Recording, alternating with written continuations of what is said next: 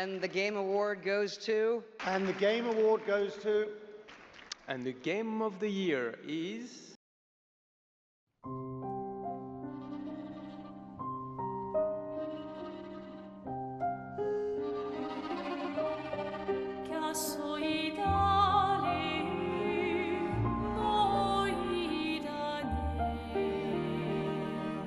A game that swept the Game Awards and the most awarded game of all time was made by an independent studio of about 30 individuals. Gorgeous visuals, an engaging combat system, and a legendary OST are just a few features that make Clair Obscur Expedition 33 stand out as a JRPG gargantuan. However, many gamers believe Expedition 33 had less competition than past Game of the Year nominees. So therefore this begs the question, did Expedition 33 benefit from perfect timing, or does it really deserve to be the most awarded game of all time? Hi, I'm Noam James, and today's video will be a bit different in how I usually review games. We all know Expedition 33 was a phenomenal game, but I want to see how it stacks up against past Game of the Year winners. More specifically, Elden Ring and Baldur's Gate 3. Although this game was announced a while back and had many supporters, this game caught me by surprise. I was watching a friend play this game and knew nothing about it. I wasn't gonna play it until he showed me the combat system. And if you know me, I love a good parry system. Liza P video coming soon. Anyways, I decided to download it and give it a shot, and for the life of me, I could not put this game down. This game was something the gaming community desperately needed at the time. However, to understand why, we'll have to take a look back at what the current state of games were like at the time. Ghost of Yotei, Hollow Knight Silk Song, Hades 2, Death Stranding 2, and Kingdom Come Deliverance 2. What do you think all these titles have in common? Well, they're either from an already successfully established franchise, or yet, in better words, they're sequels. Not saying this is bad at all by any means. In fact, 2025 had some of the best games when it came to picking a Game of the Year winner. But in a world where originality is craved, the Game of the Year winner was no doubt going to be Expedition 33. Although this was the case, was Expedition 33 a winner of circumstance? I don't want to reveal too much about this game because it's a wild ride from beginning to end, and I don't want to reveal too much of the story for those who come after. Is that a little too corny? Okay, I won't do it again. You begin the game as a 32-year-old man named Gustav, who is celebrating what seems to be a holiday known as the Gommage. And although we see visuals of a joyous celebration, music playing and flower petals flowing across the land, Gustav seems to brood as he tosses rocks at an unknown figure far off into the distance, displaying the number 34. Just then, Maëlle, a 16-year-old girl, sneaks up behind Gustav and tells him he should gift a flower to someone before they wither and die. That's a little morbid, don't you think?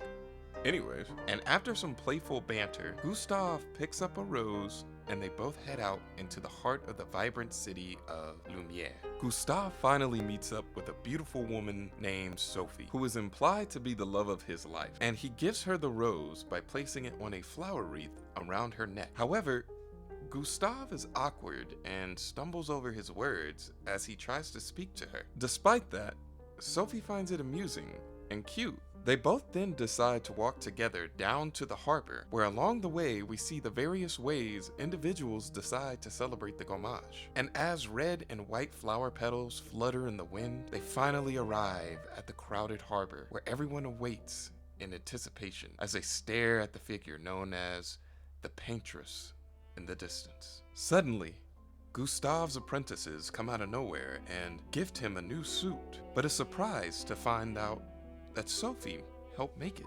And after adhering to one last request from Sophie, he dons the uniform as they slowly inch toward each other's hands. Scenery changes from a light, vibrant background to a gloomy, dull, and red-tinted undertone. The music abruptly switches from an upbeat, optimistic sound to low-tone piano keys that sound off.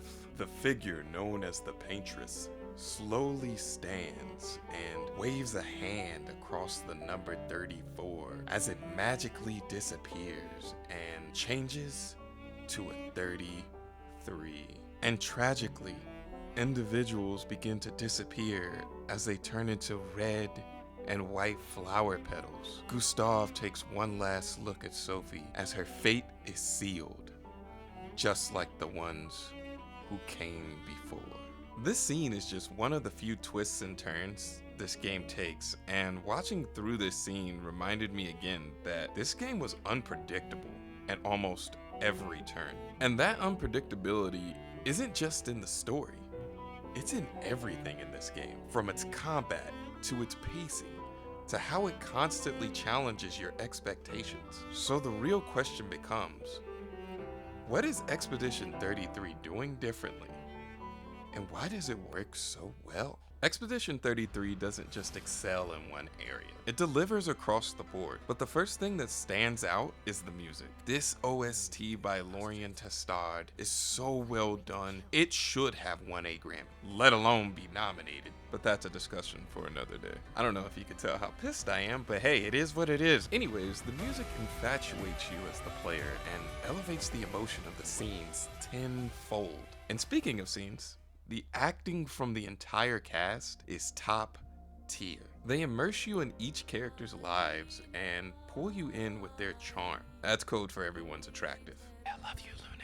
Although all the characters are all great to look at, the scenery in this game is gorgeous as well. Every area visited felt like a dream or had some breathtaking view. It's hard to believe sometimes that this game was created by a small studio of less than 40 people. I mean, I know they did their outsourcing, but it's just absolutely incredible. And finally, the combat was rewarding and fun. Games like The Legend of Dragoon and Paper Mario did it first, but Expedition 33 felt like the new standard. You could make your build however you wanted and play into your strengths, improve your weaknesses, or play what you think would be fun.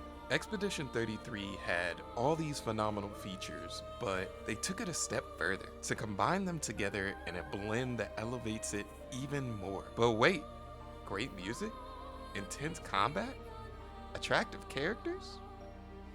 Past Game of the Year winners have all done this, and in some cases, they've done it better, and they all redefine their genres. So did Expedition 33 really benefit from perfect timing? Or could it have stood shoulder to shoulder with the greats regardless of when it released? To answer that, we have to compare it to the games that defined their generations.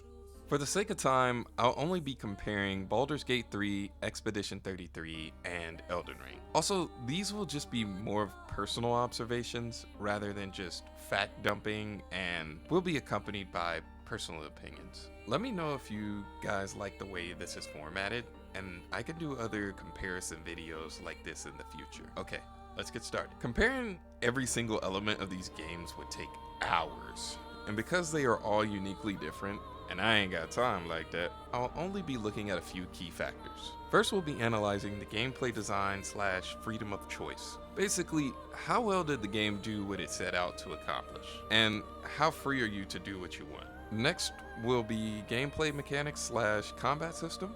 This will basically be based on user friendliness and combat satisfaction. Then we'll be looking at story and emotional impact. That's pretty much self-explanatory. And finally, we'll be looking at innovation or genre improvement. How well did these games further progress or elevate their genre? Okay, let's take a look at gameplay design and freedom of choice first. So what I mean by that is these games want you to play a certain way. However, the freedom to play your way is an important factor as well. So let's take a look at Baldur's Gate 3 first. The gameplay is fun with a top-down view of your party and exploring and adventuring around the world. I believe Larian wanted this to be as close to a D&D campaign as possible. Dungeons and Dragons, for those who may not know. And they accomplished this extremely well. Furthermore, while flexible, its class system is more structured compared to the freedom you get in the other two games. Expedition 33 is a bit different because there are places to explore and the map opens gradually.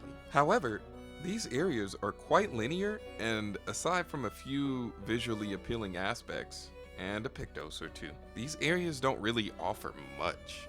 It still set out to do what it wanted, but I believe they may have wanted to do more with these quick zones. However, their class building aspects definitely helped them with their Picto system, allowing the player to make almost any kind of build you want in the game. Lastly, Elden Ring gameplay design is almost the pinnacle of what exploration and almost the best class building game I've ever played. POV video coming soon. In Elden Ring, you can virtually create any build you set your mind to. An argument can be made for any one of these games to win this category, but I think I have to give the edge to Baldur's Gate 3. You can make some pretty gnarly choices in that game, because your choices don't just affect gameplay, they reshape the entire experience.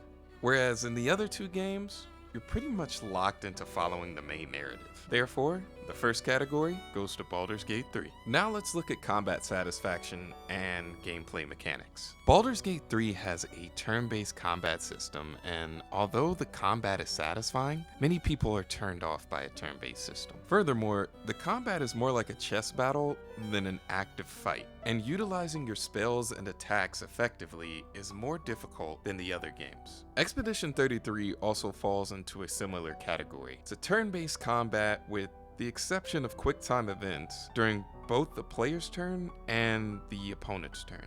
Also, you aren't fighting more than 3 enemies at once, and utilizing skills and attacks are much easier than Baldur's Gate 3.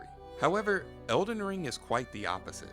It's more of a fast-paced, active fight where quick decision-making is key to victory. Skills, spells, and attacks can be equipped prior or, if you're quick enough, during battle to create fluid fights. This combat system is more appealing to a wider range of audiences and is more satisfying when executing commands. As far as this category goes, Elden Ring wins this one. Next, I'll be looking at the story and emotional impact of each game. Elden Ring's story is complex, vast, and intriguing, but isn't quite the most easily digestible narrative. Much of the dialogue occurs through multiple interactions with characters, and much of the underlying story or subplots are through reading items instead of actual cutscenes. And it's quite difficult to connect with these characters in this world because they're all trying to kill you. Still a great story, but emotionally, there wasn't much there for me personally. Baldur's Gate is easier to follow, but with multiple plot lines occurring and characters getting intertwined into the story, it can get convoluted and pretty crazy. However, Expedition 33's game is centered around its story. It's much easier to follow and captivates the audience's attention from beginning to end. I kept playing Elden Ring to explore the world. I kept playing Baldur's Gate because I wanted to see the consequences of my actions. But I kept playing Expedition 33 because that story gets the player emotionally invested. And with that, this category goes to Expedition 33. So with it tied across the board, innovation is the tiebreaker. Which game created a new standard or improved their genre the most? I think you guys might be surprised by my answer. Elden Ring was a near perfect experience, and I love the Souls-like genre, but aside from a few minor quality of life fixes, Elden Ring just capitalized on an already fantastic blueprint. Expedition 33 had wonderful mechanics and story, but many JRPGs before its time incorporated those same features. And as for Baldur's Gate 3, it sort of took the same route as Elden Ring by building on a good foundation of an already successful product. Therefore, who should win this category? If we're talking about setting a new standard and not just refining one, I believe Elden Ring takes this category, with Baldur's Gate being a super close second. It may be my bias speaking, but in my opinion, Elden Ring set a new standard, not just for the Souls-like genre, but for many games. Regardless of the results, to even compare Expedition 33 to these past Game of the Year winners is already a feat in itself. Expedition 33 was a wonderful experience and for sure a certified masterpiece. So, when you really break it all down, the gameplay, the story, the competition, it's clear that Clair Obscur Expedition 33 didn't just win because of perfect timing. But timing did play a role, because in a year filled with sequels and established formulas, Expedition 33 felt like something different, something bold, something original. And that's what makes this game special. It's not just that it's a great game, it's what it represents. Because if Expedition 33 proved anything, it's that originality still matters.